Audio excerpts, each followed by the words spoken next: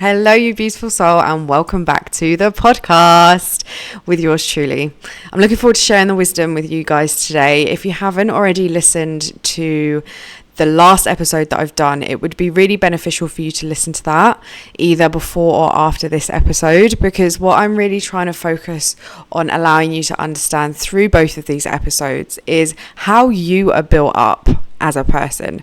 Because most of us don't realize how the relationship with our mum and dad actually contributes to the type of relationship that we have today. And if we're not actually happy with the relationship that we have today, it is probably down to how you've been made up. And how you've been made up is from the relationship that you had with your parents when you was younger. This is why it's so important to look at it. And to look at it on so much more of a deeper level, okay? I'm doing these episodes to bring awareness to you, to plant seeds for you to actually think, maybe that's why I am the way I am. And that is such an insightful moment, actually, to think, wow, that's the reason why I am the way I am. And if I don't like that, I can change that. I can transform that, and I can become a better version of me because of that reason. And to be honest, it's all of these small moments that's actually made me the person that I am today. So I want to give you some light bulb moments. I want to plant some seeds in this episode today for you to really understand why you are the way you are in relationships. So today's episode: how the relationship with our mum contributes to the person that we are being in our relationships. Dun, dun, dun. So, believe it or not, I think you will be quite surprised actually with the info that I'm going to share with you today, and the different aha moments that you could potentially have. So, our mum is our role model when it comes to emotions. Okay? Feminine beings, feminine women, we're all about our emotions. What they're about, how they're expressed, what wisdom they have to show for us, and how we can actually be with our emotions. So, depending on how our mum deals with her emotions, teaches us a lot. So if she is a woman who is very much empowered in her feminine energy, she is emotionally available and is there for her emotions, she will allow them to flow freely. She will not hide them from anyone around her. She will express how she is feeling with the outside world, and she won't be afraid of them. However, a woman who is very much in a wounded place and hasn't been given the knowledge from her own mum about emotions will somewhat hide them, will somewhat be scared of them, and won't necessarily express them in a healthy manner.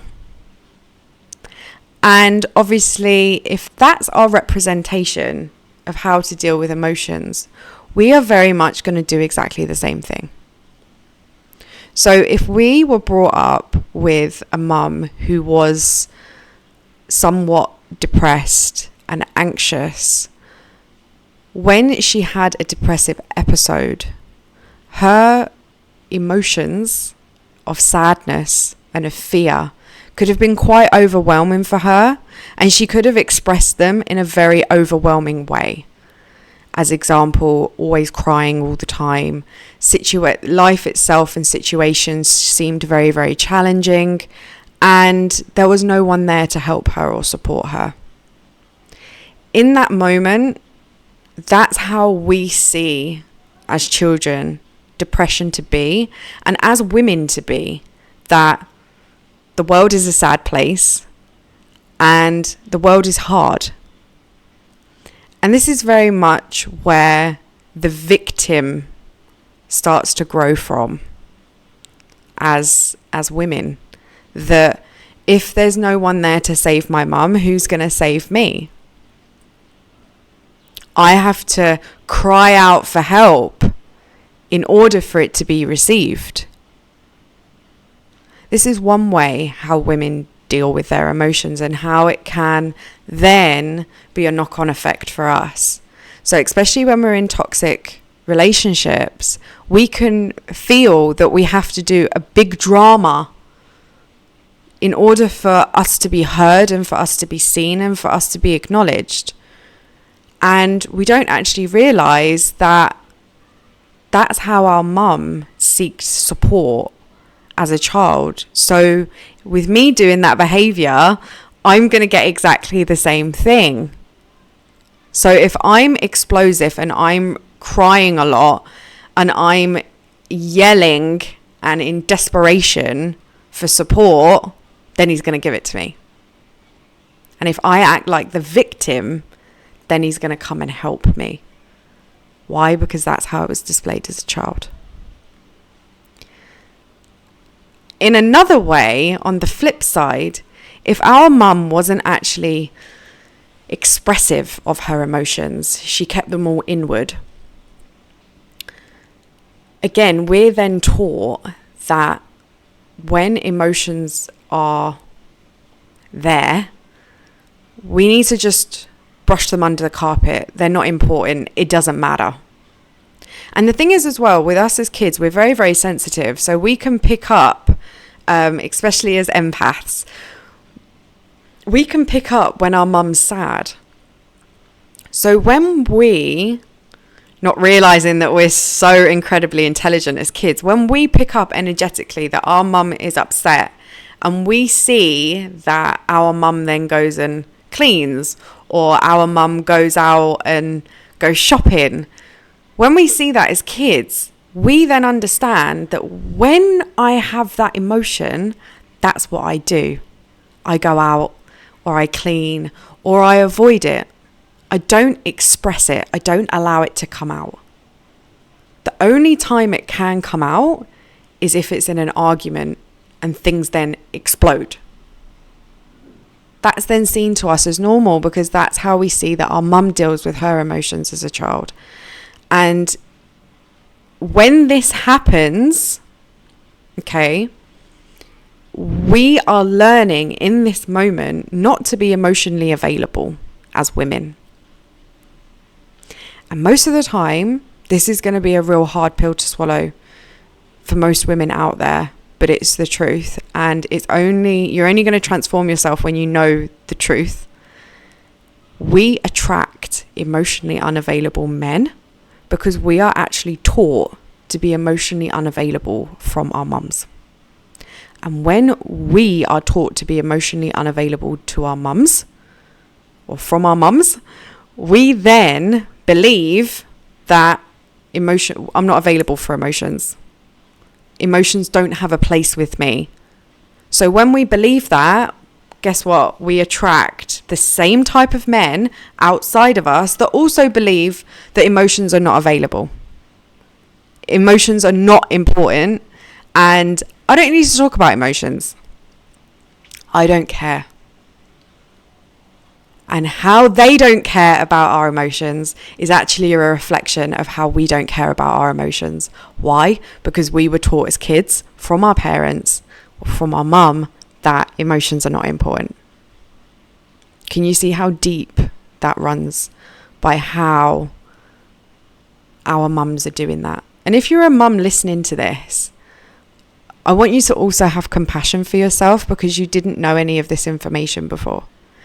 I work with a lot of clients that are mums, and when they realize just how unavailably emotional they are, they then actually realize how they've passed that on to their children. And at any point you can change that.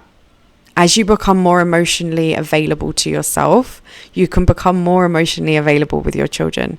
And a number of my clients do exactly the same thing. And it's incredible to listen to the incredible bonds that are being created through more availability to their emotions. So I just wanted to highlight that as well, because I'm not here to make you feel bad. I'm here to highlight ways in which that you can improve yourself and improve the lives of other people around you as well. So yeah, that's the main thing in regards to emotions that our mum teaches us. Also, when our mums are becoming emotionally unavailable to their emotions, is actually teaching us as children that the sad version of us doesn't have a place here. The angry version of us doesn't have a place. So when we feel in ourselves that our mum isn't happy, and she is always going to our dad happy and joyful and excited, and always is having a certain front with their dad, that's actually teaching us as children that that version of us doesn't belong in front of the masculine. So if our mum is angry, sad, or upset, and she then goes and puts a front on to the masculine, we're going to end up doing the same, because we've been taught that we can only be happy, joyful, excited in front of the man, which is actually us abandoning a part of us. We're not allowing our full expression to come out when we're in front of men. And if you're sitting here thinking, wow, I am not my full self in front of men, there's a reason for that, because you've learned from your mum what aspects of you are okay to show in front of a man and what are not. And this is where we actually abandon ourselves, and this is where we lose ourselves. When we're not in relationships, we are a full version of us. And then women will then go into relationships and change. There's a reason for that, because they abandon certain parts of themselves. And then when it gets to the end of the relationship, like me, I then end up looking in the mirror and saying, who the hell am I? The reason why I'm questioning who the hell I am is because I abandoned everything I was. Why? Because I didn't believe that I could fully express myself in front of a man. All parts of me weren't accepted. Or if they were accepted, or if they were seen, they were then changed. And I allowed that to happen. Why? Because I was taught as well that the emotions of other people are a lot more important than my own. And that was something as well, that it's important to put other people in front of yourself. So this is another thing that mums do. And also, as kids, especially as empaths, I'm speaking to empathic children right now. And if you're listening to this episode, you are probably extremely empathic. When you're empathic, you pick up on energies. So you pick up on the fact that your mum's upset or your mum's unhappy, especially if they're depressed, and you see it a lot. And you don't want your mum to be depressed. You want her to be happy like you. You're a little playful child and you want your mum to be happy. And with that, as children, all we want to do is receive love. And when our mum is in a depressive state, we may not receive the same love when she's happy. So as a small child, our brains are quite simple to the fact that if I do this, if I make her happy, then she's going to love me. So it's my responsibility to make her happy. So when you take that responsibility on, you actually abandon what you want, because you then realize that if you put your mum's happiness before your own and she becomes happy, she then loves you, which is your ultimate goal. And it's with this, when you as a child, especially as empaths, because you don't like the feeling of sadness and anger around you, because it's very painful energetically. Like, it's really, I can't even describe it, But if you're empathic and you're in an environment that's uncomfortable, you actually take yourself away from that environment without understanding why. And it's because the energy itself is off. It doesn't go with your energy. And as empathic children, we don't like the energy of low vibrations. We need to switch it up. We need to make it into a happy emotion. So we then take it as our responsibility. When we then take it as our responsibility, we as children actually mature very, very fast. We mature very fast, and we then become parents for our own parents. Because we're taking on the responsibility of their emotions, we mature, and we then give back actually what we need to them. So when they're sad, what do? We as children then comfort them. So when we comfort them, they then become happy, whereas actually it's roles reversed. But when we take on the responsibility of our parents, both of them, when we take on the responsibility of their happiness, we mature a lot faster. And then what happens in relationships? We then become the fixer. We then feel that the person that we're in a relationship with, we're actually responsible for. And it's that energy that actually brings in the mummy boys. Because, it's fine. I'll take responsibility for him. I'll look after him just like I looked after my mum. It's the same energy. So then you'll then start to look after him. You'll start caring for his emotions. And then again, with a narcissist, they'll play on that. They will play on that. So they will start using emotional abuse, direct emotional abuse, that if you've made me angry because of something that you're doing, you now need to change what you're doing in order to make me happy.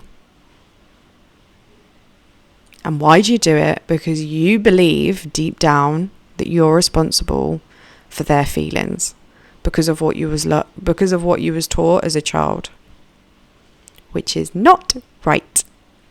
Everyone is responsible for themselves separately.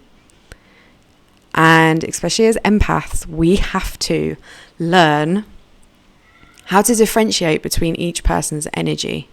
And for us actually to protect our own energy. And as kids, we didn't know how to do that. So as part of this process as well, it's really important for us as kids, or us as adults, to learn this. So this is the major thing when it comes to emotions. So you will probably find that how you express certain emotions is very, very similar to your mum. And if you are not happy with how you express certain emotions, as example, if you're not happy how you express anger, you don't feel that you express it in a healthy way, you're very explosive, as an example. When you're sad, you actually act like a child when you cry. When you cry, it's very, very explosive. I'm not trying to shame you here. However, what I'm trying to highlight is that there is certain ways that you can express your emotions in a way that can be easily communicated to the other person. And also, when you're expressing those emotions, it's so explosive because there's an internal story going on, which is coming out.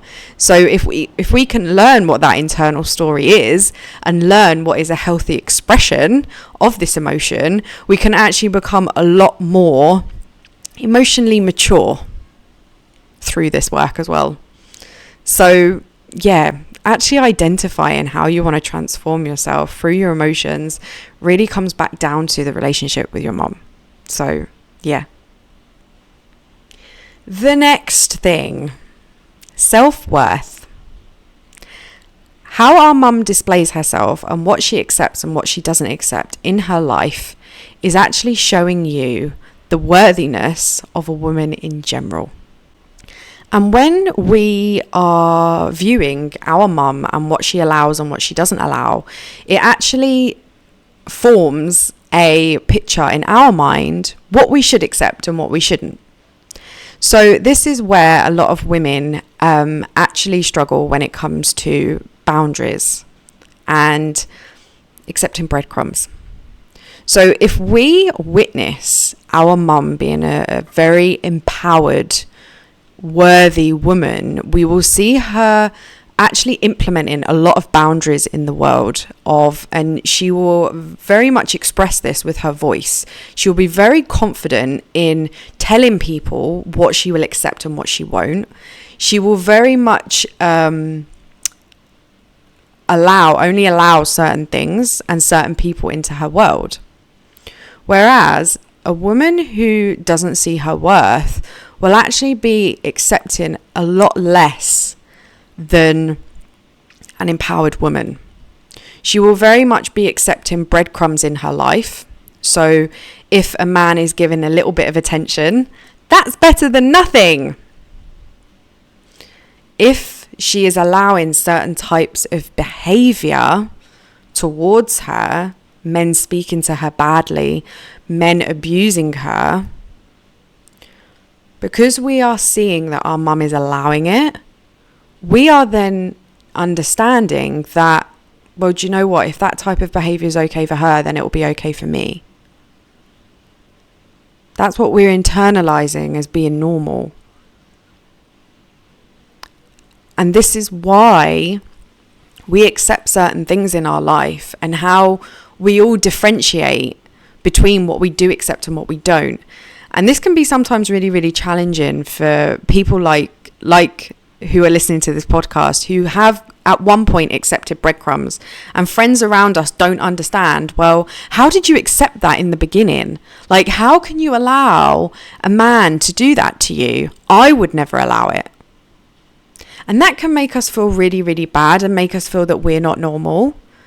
But the fact is that when they grew up, they could have had feminine people around them that showed a different level of self-worth to what you were brought up around and what you saw. And this is why different people accept different amounts based on what they understand self-worth to be and what they deserve. If we don't understand what we truly deserve as women, how can we ask for it?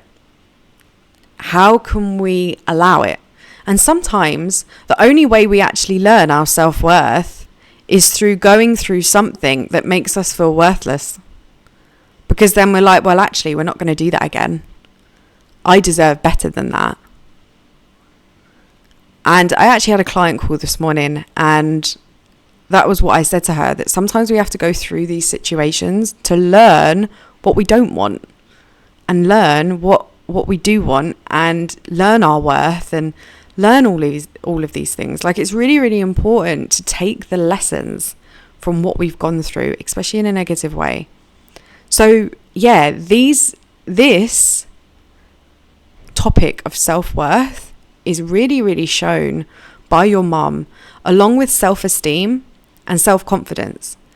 If you see your mum speaking to herself so positively, seeing how she dresses with confidence and actually really falls in love with the person she is, you'll find that you'll do the same.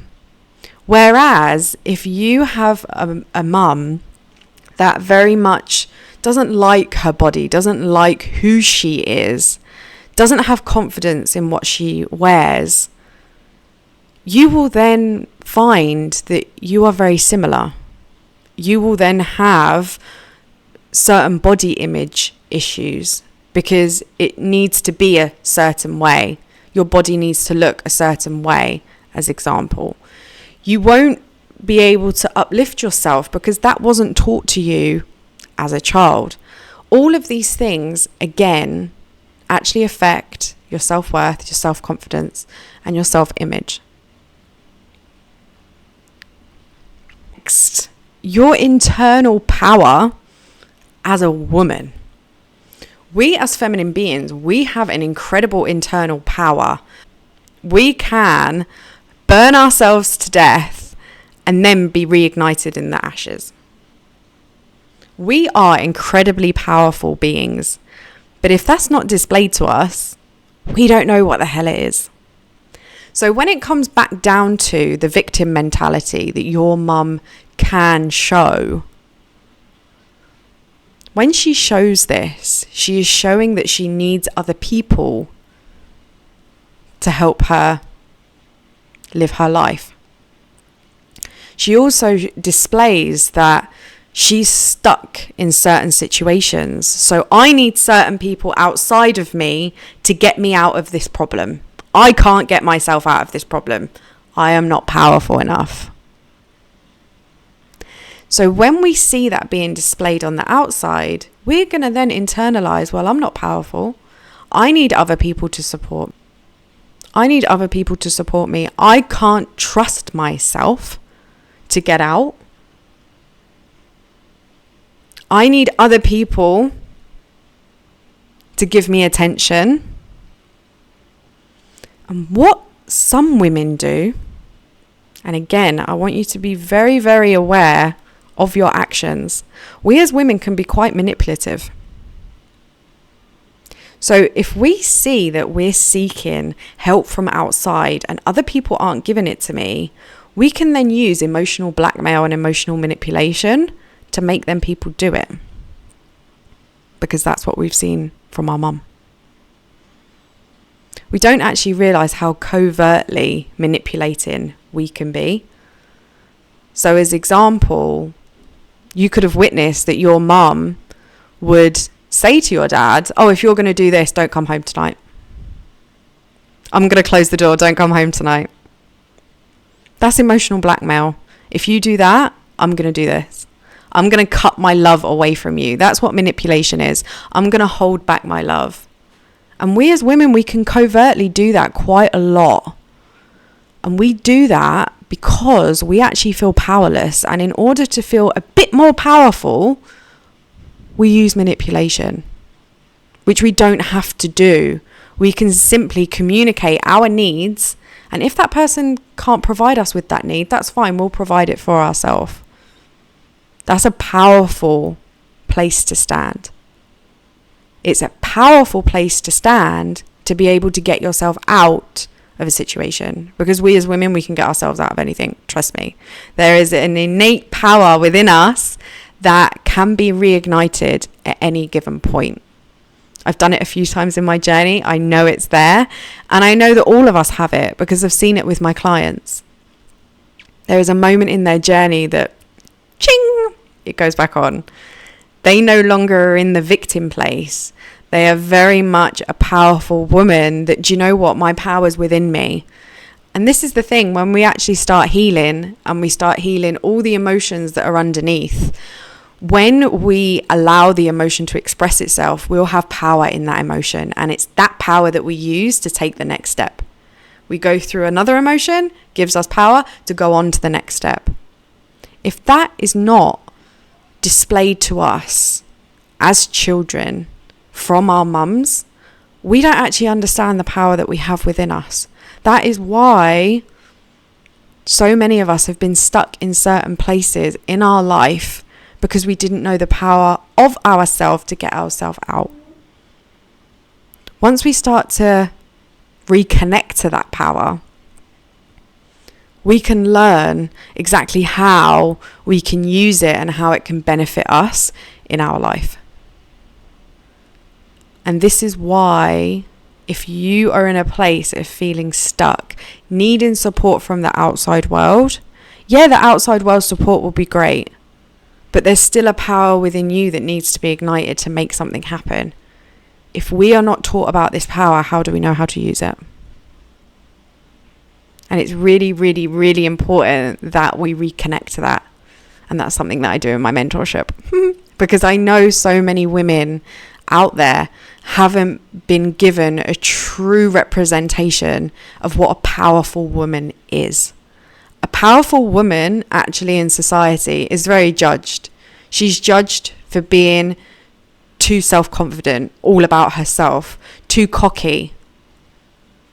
All of these things is said about a real powerful woman to dull her down.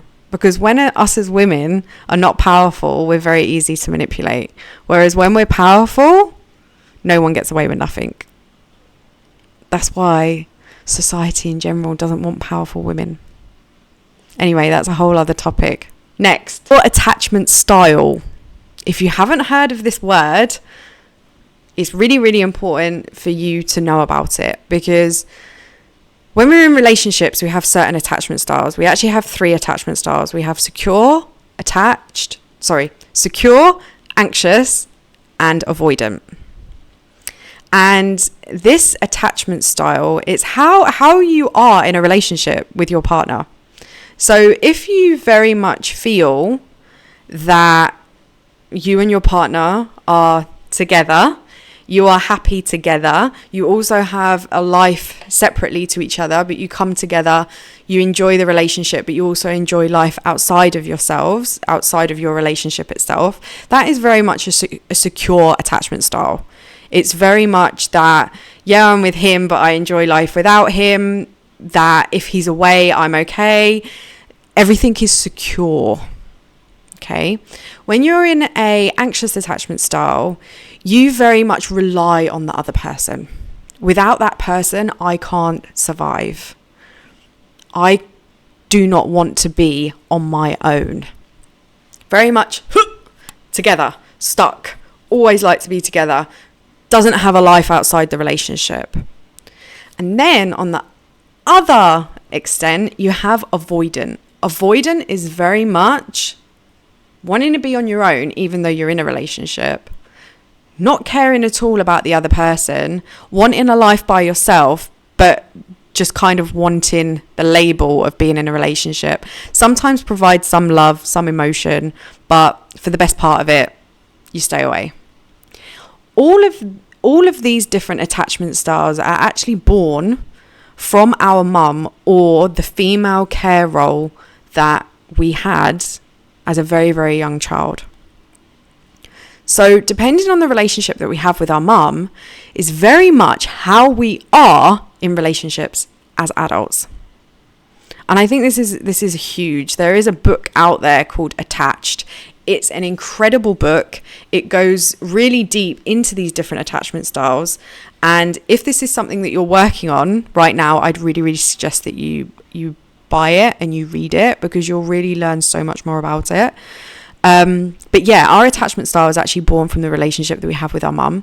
So if our relationship with our mum is very secure in regards to our mum would allow us to play while she was doing her own thing, there wasn't too much reassurance going on because you was okay by yourself in the other room and your mum's okay in the other room by herself. You very much had equal time with her, equal time with other people. This then developed your own attachment style and made you believe that when I'm on my own, I'm okay. And when I'm with other people, I'm okay. I need a balance to then support you to have a secure attachment style moving forward. When it comes to an anxious attachment style, you will find that your mum always wants to be with you. She doesn't necessarily allow you to have too much time by yourself. She is always around, always supporting you, always providing you with love and with fun, with happiness. If anything, you learn that love, happiness and joy is actually from her. You don't know how to cultivate that yourself because you're always together. So because you're always together, in relationships moving forward, you will actually transfer everything that you need from your mum onto your partner. And everything that you desire to receive from your mum, you desire to receive from your partner. You don't know how to receive it any other way. You don't know how to be happy outside of being with your mum or being with your partner. That concept doesn't make sense because my mum always provided me with happiness. Why? Because my mum was always around. You learn to attach certain emotions outside of you without actually internally being able to cultivate that yourself. And that's very much going back to the secure attachment style. A child that's in a secure attachment style knows how to achieve many different emotions by themselves. They don't become reliant on someone else.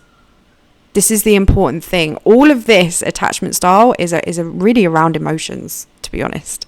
So that is very much an anxious attachment style. So, as I say, if as a child you was always around your mum, you will then transfer exactly the same thing in your relationships. If you're listening to this and you are anxiously attached, you can move away from it. It's just down to healing when it comes to the inner child.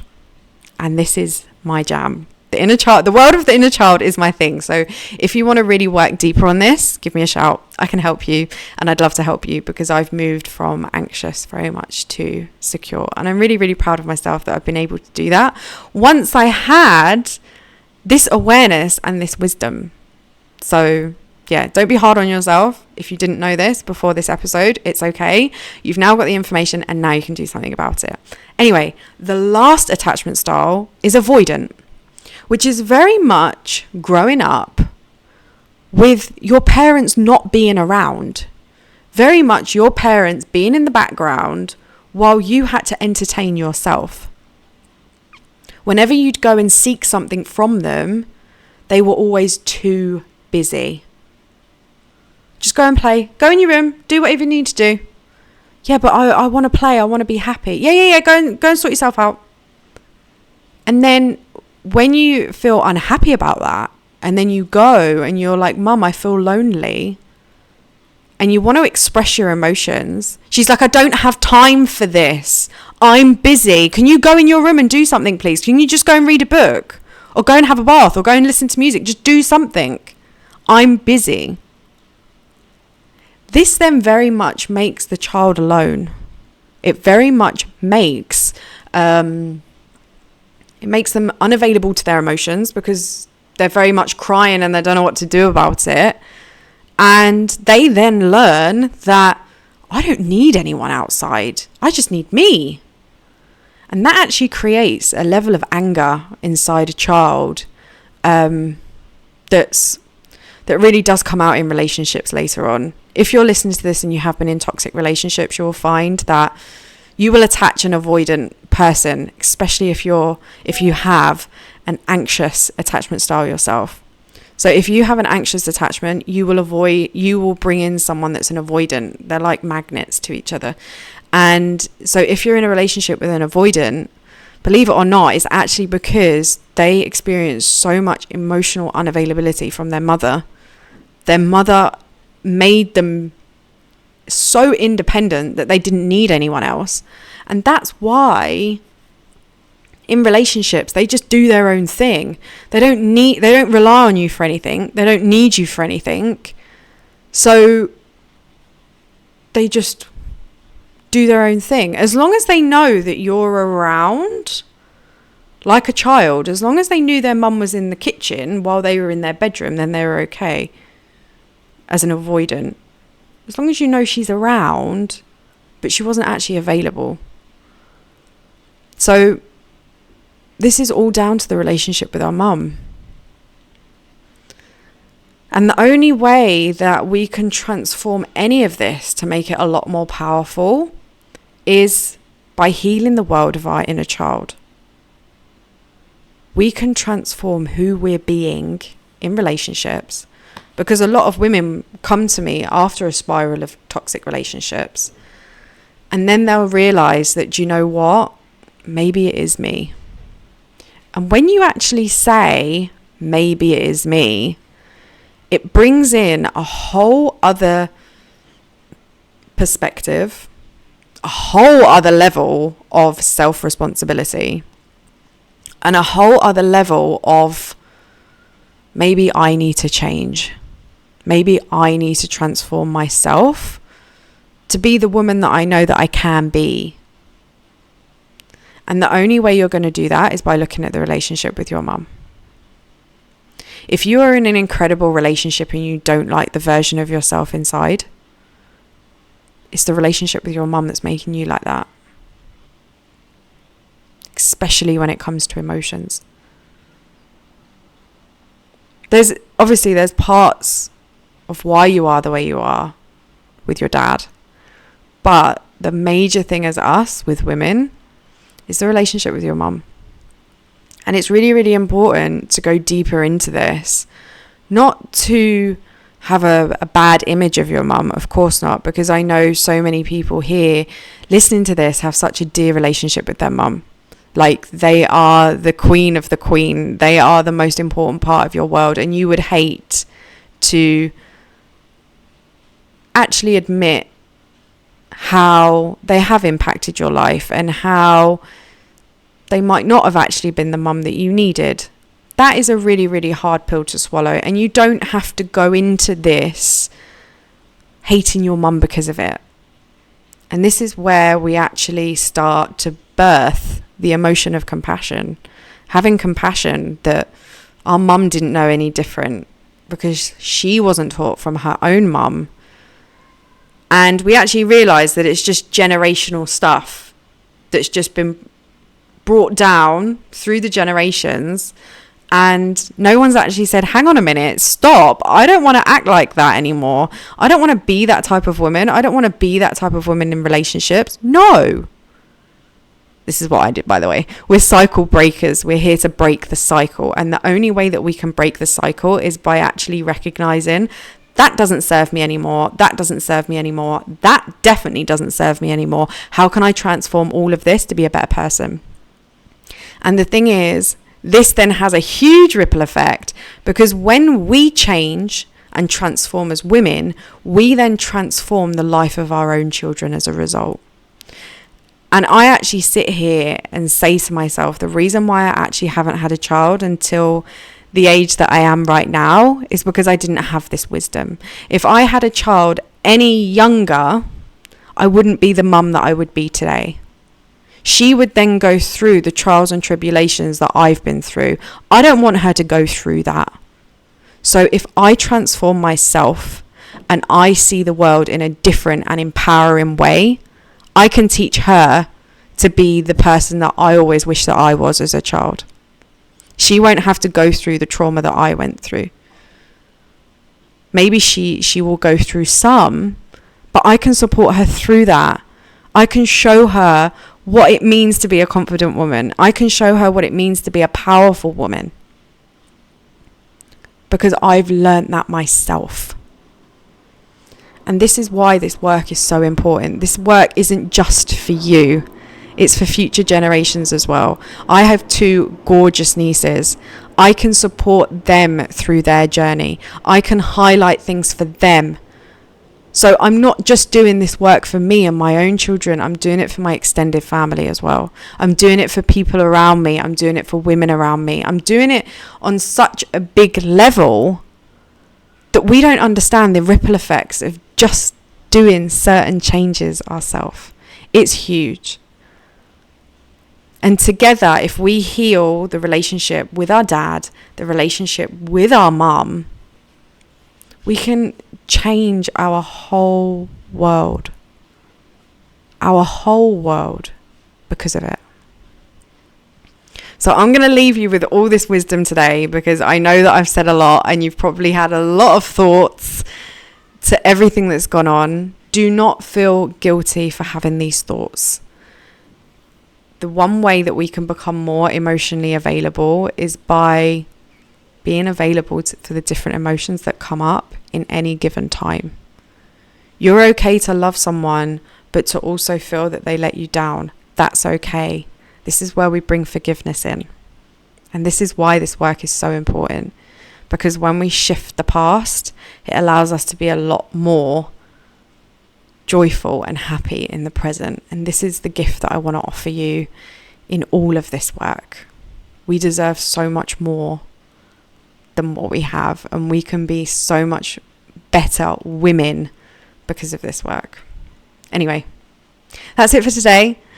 As always, keep shining, keep smiling, you beautiful souls, and I will catch you on the next episode.